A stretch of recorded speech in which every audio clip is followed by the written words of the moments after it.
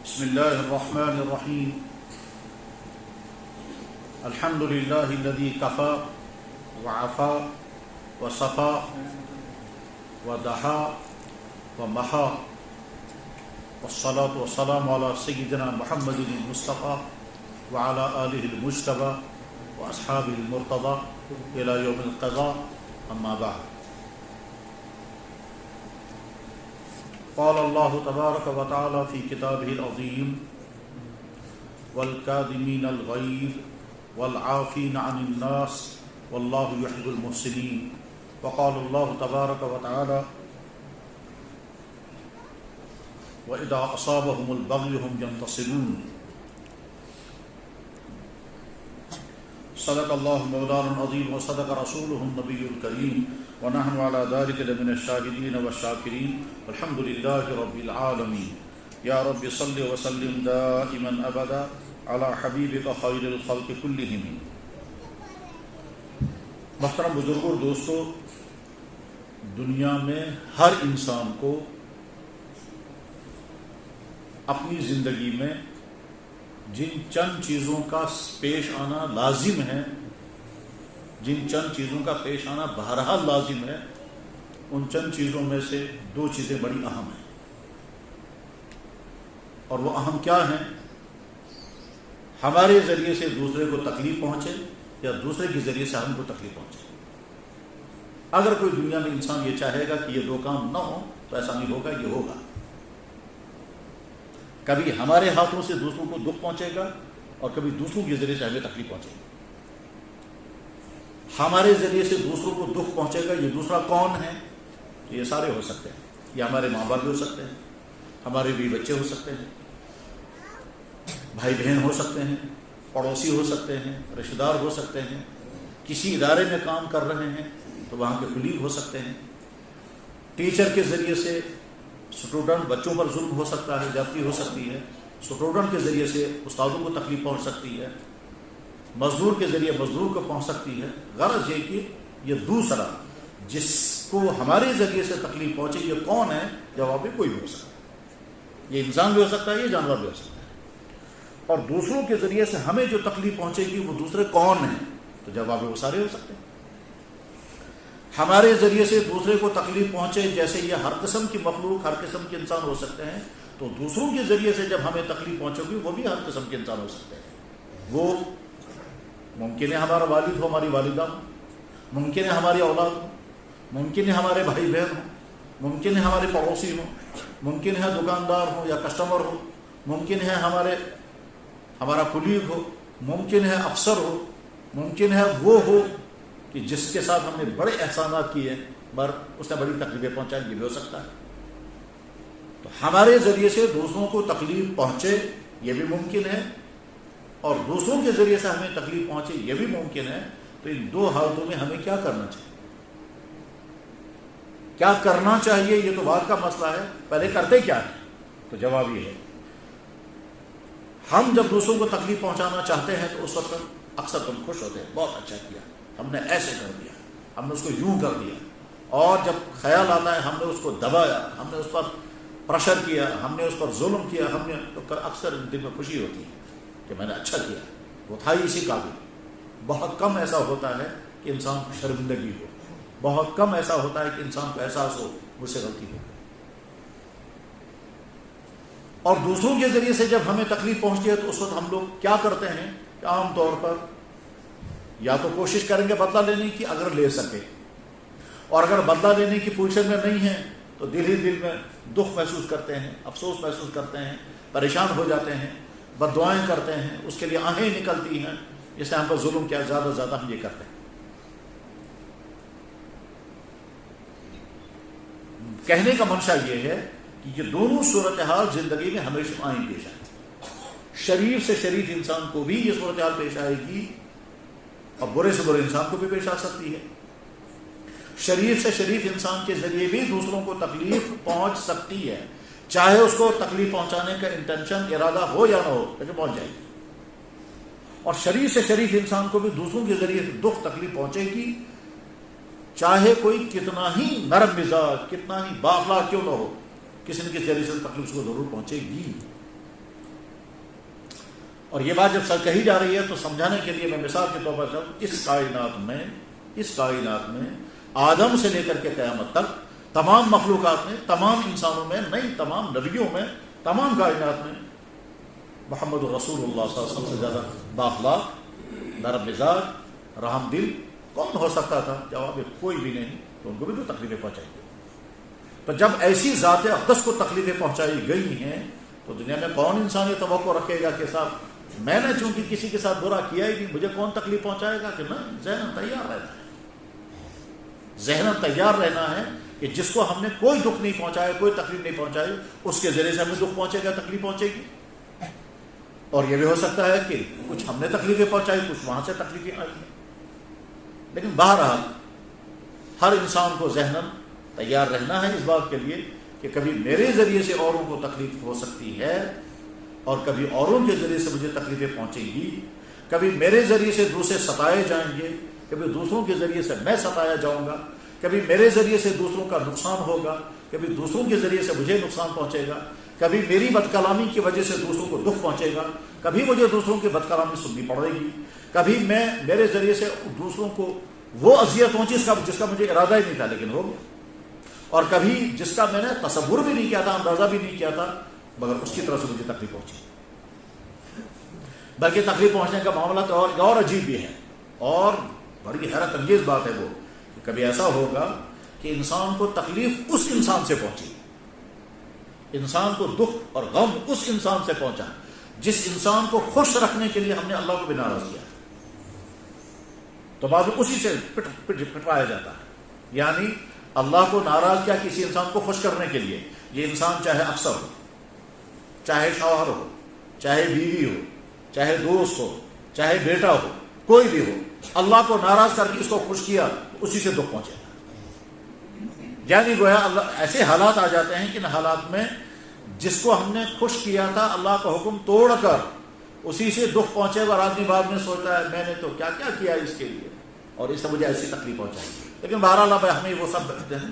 میں اس وقت جو عرض کرنا چاہتا ہوں، اللہ تعالیٰ اللہ کرے کہ وہ میرے لیے بھی میسیج بن جائے اور آپ سننے والے بھائیوں کے لیے بھی میسیج بن جائے کہ اگر ہمارے ذریعے سے دوسروں کو تکلیف پہنچے تو ہمیں کیا کرنا چاہیے، اور اگر کسی اور کے ذریعے سے ہمیں تکلیف پہنچے تو اس وقت ہمیں کیا کرنا چاہیے۔ بس یہ ہے دو سوال، اور ان دونوں سوالوں کا جواب ایک مسلمان کے لیے سب سے بہتر جواب کہاں سے نکالنا ہے؟ جواب اللہ کی کتاب قرآن کریم سے، اور ایک ایمان والے کے لیے سب سے بہترین نمونہ محمد رسول اللہ۔ آپ کی زندگی میں یہ دونوں قسم کے واقعے جو پیش آئے تو آپ نے کیا کیا؟ بس جو اللہ کے نبی نے کیا وہی ایمان والوں کے لیے رول ماڈل، وہی ایمان والوں کے لیے نمونہ ہے۔ آپ بھی یہ کرو، اور وہ کرنا آسانی بہت مشکل ہے، بعض حالات میں تو بہت ہی زیادہ مشکل ہے، خصوصاً جس نے مجھے تکلیف پہنچائی ہو اور میں اپنی کمزوری کی وجہ سے اس کا بدلہ نہیں لے سکتا تھا، میں اس کے خلاف کوئی قدم نہیں اٹھا سکتا تھا، میرے پاس سورسز نہیں تھے، وسائل نہیں تھے، کمزور تھا، ٹھیک ہے، یا آگے پارٹی بڑی طاقتور مضبوط شخص تھا یا افسر تھا اور میں کچھ کر نہیں سکتا تھا، اس وقت میں دبا رہوں گا، ٹھیک ہے۔ لیکن جب میرے ہاتھ میں پاور آئے گا اور اس وقت میں جو چاہوں سو کر سکتا ہوں، اس وقت اپنے آپ کو قابو میں رکھنا آسان نہیں ہے، اس میں بڑے بڑے گر جاتے ہیں کہ صاحب اس وقت میں کچھ نہیں کر سکتا تھا، اب میں دکھاؤں گا تم کو، بس اب میرے ہاتھ میں بھی کچھ نہ کچھ ہے۔ اس وقت انسان ایکشن نہ لے اور معاف کر دے، وہ آسان نہیں ہے، اور اس کے لیے نمونہ اگر ہے تو محمد رسول اللہ صلی اللہ علیہ وسلم کی ذات اقدس ہے۔ بس اب ان دونوں باتوں کے لیے ہمیں نمونہ چاہیے۔ حضرات، ضرور سنا ہوگا اور نہیں تو آگے سنیں گے، اور جتنے نوجوان بچے پڑھ رہے ہیں پڑھا ہوگا، نہیں تو آگے ضرور پڑھیں گے۔ ڈیٹیل کا وقت نہیں ہے، میں شارٹ میں عرض کرتا ہوں کہ ہمارے نبی جناب محمد رسول اللہ صلی اللہ علیہ وسلم کی بڑی بیٹی کا نام تھا زینب، اور اس زینب کا نکاح جس شخص کے ساتھ ہوا تھا اس کا نام تھا ابو العاص، اور یہ ابو العاص حضرت زینب کا خالہ زاد بھائی تھا، تو گیا خالہ زاد بہن کا نکاح خالہ زاد بھائی کے ساتھ ہوا۔ ابو العاص بہت شریف، بہت نیک، بہت اچھے، بہت خوبیوں والے تھے، اور یہ باتیں خود اللہ کے نبی علیہ السلام نے بھی ابو العاص کے بارے میں کہی، یعنی اپنے داماد کے بارے میں، اور وہ باتیں جو ان کے متعلق فرمائی وہ حدیث میں ہے، بخاری شریف میں بھی ہے۔ شارٹ میں عرض کر رہا ہوں کہ ایک ایسا سٹیج آیا کہ زینب نے اپنے شوہر ابو العاص سے کہا کہ میں مکہ مکرمہ سے مدینہ جاؤں گی، کیونکہ اللہ کے نبی صلی اللہ علیہ وسلم مدینہ شریف میں تھے اور زینب اپنے ہسبینڈ شوہر کے ساتھ مکہ شریف میں تھی، اور ساتھ میں حضرت زینب پریگننسی کی حالت میں۔ ابو العاص نے سوچا کہ مجھے خود ساتھ جانا چاہیے تھا، لیکن میں اس وقت ساتھ جانے کی پوزیشن میں نہیں، اس لیے انہوں نے معذرت کر دی کہ میں ساتھ تو نہیں آ سکتا، البتہ تم کو وہاں پہنچانے کا انتظام کرتا ہوں۔ چنانچہ شوہر نے اپنی بیوی کو مکہ شریف سے مدینہ چل بھیجنے کے انتظامات کیے۔ ظاہر ہے اس زمانے میں بھی حالت میں بھی سفر میں 2 انسان تو کرنے ہی پڑتے ہیں، سواری کا انتظام اور راستے میں کھانے پینے کا انتظام، اور اگر کوئی خاتون ہوگی، لیڈیز ہوگی، تو اس کے لیے کوئی ایسا شخص کہ جو ہمارا داری کے ساتھ وہاں پہنچا سکے۔ یہ تینوں انتظام اس نے کیے۔ چونکہ مکہ مکرمہ جو ہے وہ ہمارے نبی کے دشمنوں کی جگہ تھی، اور وہ سارے کے سارے اس وقت سخت ترین مخالف تھے۔ انہوں نے جو ہی سنا کہ ہمارا اس نبی کی بیٹی بڑی خوشی کے ساتھ یہاں سے مدینہ جا رہی ہے، تو ان کو یہ برداشت نہ ہوا۔ کیا برداشت نہیں ہوا؟ بیٹی جب میکے جاتی ہے تو میکے والوں کو بھی خوشی ہوتی ہے، بیٹی کو بھی خوشی ہوتی ہے، تو ان کو یہ برداشت نہیں ہوا کہ صاحب بیٹی جائے گی اپنے باپ کے پاس، اس بیٹی کو بھی خوشی ہوگی اور باپ کو بھی خوشی ہوگی، میکے والوں کو بھی خوشی ہوتی ہے جب بیٹی آتی ہے، اور بیٹی کو بھی بڑی خوشی ہوتی ہے جب وہ میکے جاتی ہے۔ تو اسے انہوں نے کہا ہم نہیں ہونے دیں گے یہ، تو لہذا جب شارٹ میں سمجھیے کہ حضرت زینب رضی اللہ عنہ جب نکلنا چاہتی تھی تو مکے کے پرانے بڑے لوگوں نے مناسب تو نہیں سمجھا کہ ہم سامنے آ کر کے روکیں، البتہ اس میں چھوٹے لڑکوں کو، جوان لڑکوں کو جو آوارہ قسم کے تھے ان کو بھڑکایا، اکسایا، اور انہوں نے آ کر کے گھیرا ڈال دیا، اور انہوں نے کہا کہ ہم آپ کو مدینہ نہیں جانے دیں گے۔ حضرت زینب نے ان سے فرمایا کہ بھائی میں نے تمہارا کیا بگاڑا ہے اور میں نے تمہیں کیا تکلیف پہنچائی ہے، میں اپنے والد کے پاس جانا چاہ رہی ہوں، تمہیں کیا پریشانی ہے؟ انہوں نے کہا کچھ بھی ہو ہم آپ کو جانے نہیں دیں گے۔ بہرحال حضرت زینب نکلنا چاہتی تھی، وہ روک رہے تھے۔ حضرت زینب اونٹ پر سوار ہیں، اور اونٹ پکڑ کر چلنے والا آگے چلنا چاہتا ہے، چاروں طرف سے لڑکوں نے گھیر دیا ہے اور وہ آگے جانا نہیں دینا چاہ رہے ہیں۔ اسی بیچ میں ایک نوجوان نے بہت پیچھے سے نیزہ یا تلوار ماری ہے اونٹ پر، جو حضرت زینب رضی اللہ عنہ اونٹ پر بیٹھی ہوئی تھی، اور نیزہ لگا تو حضرت زینب کے پیٹ پر لگا۔ ہم لوگ چونکہ نیزہ نہ ہم نے دیکھا ہے اور اس کے زخم کیسے ہوتے ہیں وہ بھی ہم نے نہیں دیکھا ہے، تلوار کا تو اندازہ تھوڑا سا ہو سکتا ہے، لیکن بہرحال ہوا یہ کہ جب وہ نیزہ یا تلوار لگی تو حضرت زینب کا سارا پیٹ پھٹا، وہ بچہ جو انکمپلیٹ ابھی تھا، بیبی، وہ بھی باہر آ گیا، اور اس کے بعد حضرت زینب بھی نیچے گر گئی، اور بہت ہی دردناک صورتحال بن گئی، اور ابو العاص اپنے گھر میں، اور ہمارے نبی کے والد مدینہ شریف میں۔ حضرت زینب نیچے پڑ گئی۔ کس طرح سے بعد میں حضرت زینب اٹھی ہوگی، کس طرح سے انہوں نے اپنے آپ کو سنبھالا ہوگا، پھر کیسے ان کو گھر پہنچایا گیا ہوگا، کیا کیا ہوا ہوگا، یہ اب تفصیلات کون بتائے گا۔ پھر کتنے دنوں زخم کی حالت میں رہی، پھر کتنے دنوں کے بعد مدینہ شریف پہنچی، اس کی تمام تفصیلات ہماری کتابوں میں موجود ہیں، وہ بیان کرنے کا وقت نہیں ہے، لیکن بہرحال ایک وقت آیا کہ حضرت زینب مدینہ شریف پہنچی، وہ زخم اسی طرح تھا، ہیل نہیں ہوا، اور اسی زخم ہی کی تکلیف میں آگے چل کر ان کے وفات ہو گئی۔ جس شخص نے یہ کیا، اس شخص کا کیا کیا جانا چاہیے؟ جس شخص نے یہ کیا، جس شخص نے یہ کیا اس شخص کے ساتھ کیا جواب کیا جانا چاہیے؟ چلیے اس وقت تو کچھ نہیں کر سکتے تھے، کیونکہ اس وقت وہ مکہ شریف میں ہے اور ہمارے نبی مدینہ شریف میں ہے۔ کتنے دن کے بعد ہمارے نبی نے یہ واقعہ سنا ہوگا، کتنا دکھ انہیں ہوا ہوگا، کتنی تکلیف ہوئی ہوگی، کیا ان کے دل پر بیتی ہوگی، کیسے ان کی آنکھیں نکلی ہوں گی، کیسے ان کے آنسو گرے ہوں گے، یہ سب کوئی بتانے والا نہیں ہے۔ اور ایک خاتون وہ اپنی پریگننسی میں، اس کا کوئی قصور نہیں، کوئی ظلم نہیں، اس آدمی کا کوئی بگاڑا نہیں تھا۔ اس آدمی کا نام تھا حبار ابن اسود، جس انسان نے یہ حرکت کی تھی اس کا نام تھا حبار ابن اسود۔ بہرحال آگے چل کر کے ایک وقت آیا کہ اللہ کے نبی ایسا مدینہ سے مکہ مکرمہ آئے، مکہ سارا حضور کے کنٹرول میں آ گیا، اور مکہ مکرمہ میں حضور کے حکم قائم ہو گئی۔ اب وہ سارے بڑے بڑے جنہوں نے جو کیا تھا وہ سارے سامنے حبار اسلام کے سامنے آ گئے۔ اب سوال حبار کے ساتھ کیا ہونا چاہیے؟ ایک سوال ہے، اور ہر شخص کے سامنے یہ سوال آ سکتا ہے، قانون کے سامنے بھی یہ سوال ہے، اخلاقیات کے سامنے بھی سوال ہے کہ ایسے انسان کے ساتھ کیا ہونا چاہیے۔ چنانچہ سلام اور بے شمار سلام ہو محمد الرسول اللہ کی خدمت میں۔ جب حبار ابن اسود سامنے آیا تو اللہ کے نبی نے اس کو پہچانا نہیں، یہ کون ہے؟ آپ نے پوچھا تم کون ہو اور کیوں؟ تو انہوں نے کہا حضرت میں فلاں شخص ہوں، حبار ابن اسود۔ تو آپ نے فرمایا اچھا تم ہی ہو وہ جس نے زینب کو نیزہ مارا تھا، تم ہی ہو وہ جس کے نیزے سے زینب کا بچہ باہر آ گیا تھا، یہ سارا انہوں نے کہا حضرت میں ہی ہوں۔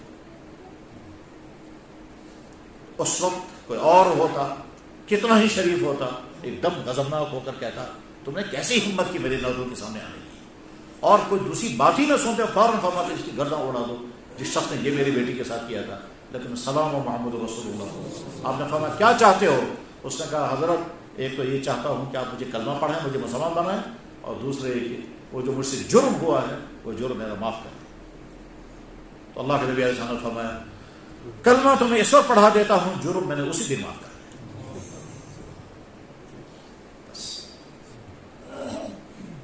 والعافین عن الناس، لوگوں کو معاف کرنا۔ میرے بھائی جب کسی کے ذریعے سے کوئی دکھ پہنچے، معاف کرنے کا اگر ہم مزاج بنا لیں اس کے نتیجے میں بہت انعامات ملیں گے، مگر معاف کرنے کے لیے اپنے دل پر پتھر رکھنا ہوگا۔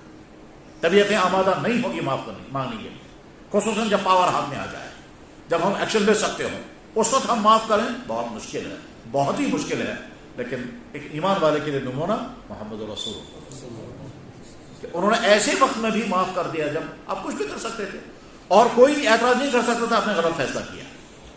جذبات کی بنیاد پر فیصلہ کرتے تو، قانون کی بنیاد پر فیصلہ کرتے تب، اخلاق کی بنیاد پر فیصلہ کرتے تب، سماجی اقدار کے اعتبار سے فیصلہ کرتے، کوئی شکل ہی نہیں تھی کہ اس فیصلے پر کوئی اعتراض ہوتا۔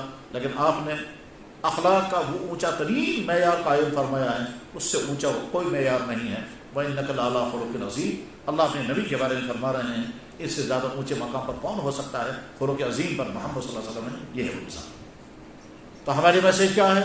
جب کسی کی طرف سے ہم کو تکلیف پہنچے اور ہم انتقام لینے کی پوزیشن میں ہوں، سورسز ہمارے پاس آ گئے ہوں، عہدہ آ گیا ہو، افراد ایسے مل گئے ہوں، ساتھ دینے والے ہوں، ہم کچھ بھی کر سکتے ہوں، اس وقت کچھ کرنے کے بجائے معاف کرنے کا مزاج، اللہ بھی فرما رہے ہیں وَالْكَاظِمِينَ الْغَيْظَ، جو غصہ کو پیتے ہیں، وَالْعَافِينَ عَنِ النَّاسِ، اور لوگوں کو جو معاف کرتے ہیں۔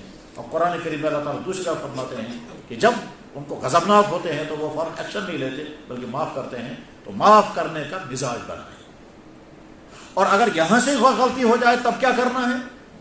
تو جواب یہاں سے کوئی غلطی ہو جائے، زیادتی ہو جائے تو ہم اپنی جگہ پر بڑا خوش ہوتے ہیں، یا کبھی کبھی احساس بھی نہیں ہوتا ہم سے غلطی ہو گئی۔ اس کے لیے بھی نمونہ ایک مسلمان کے لیے کس کی ذات؟ محمد رسول اللہ صلی اللہ علیہ وسلم کی ذات اقدس۔ چونکہ تفصیلات کا وقت نہیں ہے، بس ایک واقعہ سنا کر کے یہ بات سامنے آ جائے گی کہ معاف کرنا اور معافی مانگنا۔ جناب رسول اللہ صلی اللہ علیہ وسلم اخیر عمر میں حضور بیمار ہیں، دنیا میں رخصت ہونے والے ہیں، مسجد میں نماز کے لیے آنا چھوڑ دیا ہے۔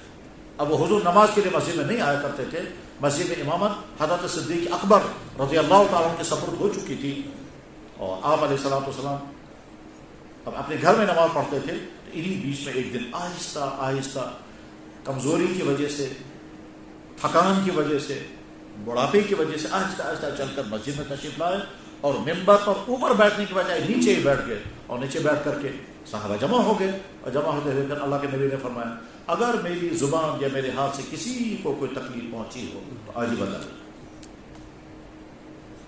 وہ آپ یہی سے بدلا دینے کے لیے تیار ہو۔ اب ظاہر ہے آپ کے ذریعے سے کس کو تکلیف ہوئی ہوگی، کسی کو بھی نہیں، لیکن ایک صحابی کھڑے ہو، اور صحابی نے کھڑے ہو کر کہ یا رسول اللہ آپ نے بتاؤ مجھے ڈنڈا مارا، آپ نے مجھے ڈنڈا مارا تھا، اس ڈنڈا مارنے کا مجھے بدلہ چاہیے، اور انہیں حوالہ بھی دیا فلاں جگہ پر فلاں سفر میں ہم فلانا کام کر رہے تھے، اسی میں آپ نے ایک مرتبہ میرے پیٹ پر ڈنڈا مار کر کہا تھا پیچھے ہو جاؤ، تو یہ کہ آپ نے ڈنڈا مار کر مجھے کہا تھا تھوڑا پیچھے ہو جاؤ۔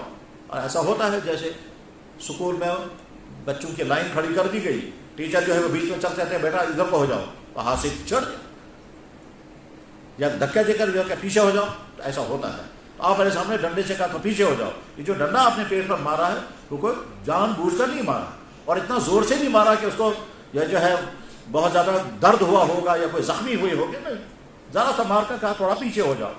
اس کو اس نے عنوان بنا کر کہا آپ نے مجھے ڈنڈا مارا تھا، اس سے مجھے بدلہ چاہیے۔ تو جب صحابہ نے یہ دیکھا فلاں صحابی کھڑے ہو گئے بدلہ لینے کے لیے، سوچنے لگے کیا واقعی بدلہ لے رہا ہے، کیا اس کی ہمت اتنی ہے؟ لیکن مسئلہ یہ نہیں تھا کہ وہ بدلہ لینے کے تیار ہوا، مسئلہ یہ تھا کہ جناب رسول اللہ صلی اللہ علیہ وسلم بدلہ دینے کے لیے تیار ہو گئے۔ چنانچہ حضور کھڑے ہو گئے، وہ شخص سامنے آیا اور آ کر کہا فلاں جگہ پر فلاں سفر میں آپ نے پیٹ پر مجھے ڈنڈا مارا تھا، میں اس کا بدلہ لینا چاہتا ہوں. اللہ کے نبی علیہ الصلوۃ والسلام فرمایا ٹھیک ہے لے لو بدلہ.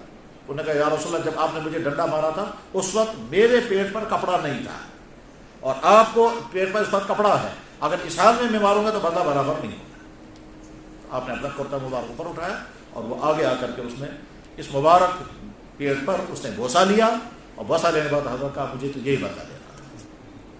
لیکن جناب رسول اللہ صلی اللہ علیہ وسلم بدلہ دینے کے لیے تیار ہو گئے. تو لہذا ہم اپنی زندگی کا موٹو بنائیں، غلطی ہم سے ہو جائے تو معافی مانگ لیں اور دوسرے سے غلطی ہو جائے تو معاف کر دیں.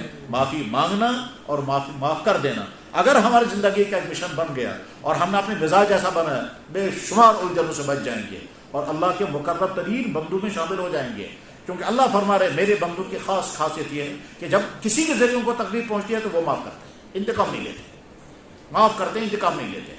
چنانچہ معاف کرنے کی عجیب یہ واقعات ہماری تاریخوں میں ہیں، بہت عجیب یہ واقعات ہماری تاریخوں میں ہیں. جن میں سے ایک واقعہ مجھے اس وقت ذہن میں آ گیا، میں عرض کر دیتا ہوں. ایک دکاندار رات کو اندھیرے میں اپنا سامان بیچتا تھا اور کچھ لوگ آ کر اس کو نقلی پیسہ دیتے ٹھیک. تو ایک شخص نے اسے کہا کہ تمہیں نقصان کیا لگا، روزانہ نقصان ہوتا ہے. انہوں نے کہا تم رات کو کیوں سامان بیچتے ہو، تم دن میں بیچا کرو.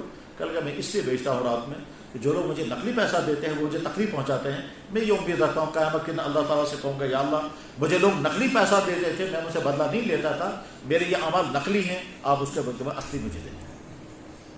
اس لیے میں یہ کرتا ہوں. معاف کرنے کے عجیب عجیب واقعات تاریخوں میں ملتے ہیں. اور یہاں سے غلطی ہو جائے تو آدمی اکڑ پر آئے، جھکنے کو تیار نہ ہو، یہ بھی مزاج نہیں. اسلامی مزاج یہ ہے ہمارے ذریعے سے کسی کو تکلیف نہ ہو، اور اگر بچتے بچتے کسی کو تکلیف پہنچے تو معافی مانگ لیں، چاہے اپنے سے چھوٹے انسان سے معافی مانگنی پڑے، اپنے سے چھوٹے انسان کو معافی مانگنی پڑے، کوئی حرج نہیں ہے. جناب والا ہم سے چھوٹا، مان لیجئے ایک شخص استاد ہے، سامنے اس کا شاگرد اسٹوڈنٹ ہے، اس نے اس کو بلا وجہ ڈنڈا مارا، ٹھیک. اس دنیا میں معافی مانگنا بہتر ہے بمقابلے کہ قیامت کے دن ڈنڈا لگے اور لگے گا لازماً، وہ معاف ہونے والا نہیں ہے. دنیا میں معاف کرا لینا بہت بہتر ہے بمقابلے اس کے کہ آخرت میں پکڑ ہو جائے. اور اگر کسی کو ہم سے تکلیف پہنچے تو اس دنیا میں ہم معاف کرا لیں، ہم اسے معافی مانگ لیں. اور اگر کسی نے ہم کو تکلیف پہنچائی، ہم ایکشن لینے کے بجائے ہم معاف کر دیں، تو بہت بڑی بات ہے. معافی مانگنا اور معاف کر دینا، اگر یہ دو باتیں ہماری زندگی کا ایک مشن بن گیا اور ہمارا روٹین ہو تو سمجھے بہت بڑی خوبی ہمارے اندر آ گئی. اور اگر نہیں تو انسان بے شمار مصیبتیں اسی وجہ سے پیدا کرتا ہے. چونکہ معاف نہیں کیا لہذا مسئلہ بڑھ گیا، چونکہ معافی نہیں مانگی اس لیے مسئلہ بڑھ گیا. گھروں میں فتنے ہوتے ہیں کیونکہ غلطی کرنے والے نے غلطی نہیں مانی، معافی نہیں مانگی. دوسرے نے غلطی کی، اس نے معاف نہیں کیا، فتنہ ہو گیا. میاں بیوی کے درمیان بہت سارے فتنے اسی بنیاد پر، باپ اور اولادوں کے درمیان فتنے اسی بنیاد پر، بھائیوں اور بھائیوں کے درمیان اسی بنیاد پر. بلکہ ایسا بھی ہوتا ہے کہ معاملہ معافی مانگنے اور معاف کر دینے سے وہیں دب جاتا، لیکن چونکہ نہ معافی مانگی گئی نہ معافی دی گئی تو فتنہ بڑھتے بڑھتے نسلوں تک جھگڑے چلتے ہیں. اور بنیاد بنتی وہی ایک جوڑی، معافی مانگنا اور معاف کر دینا بہت بڑی خوبی کی بات ہے. اللہ تعالیٰ شان کی مزاج ہمیں عطا فرمائے. وآخر دعوانا الحمدللہ رب العالمین برحمتک یا ارحم الراحمین.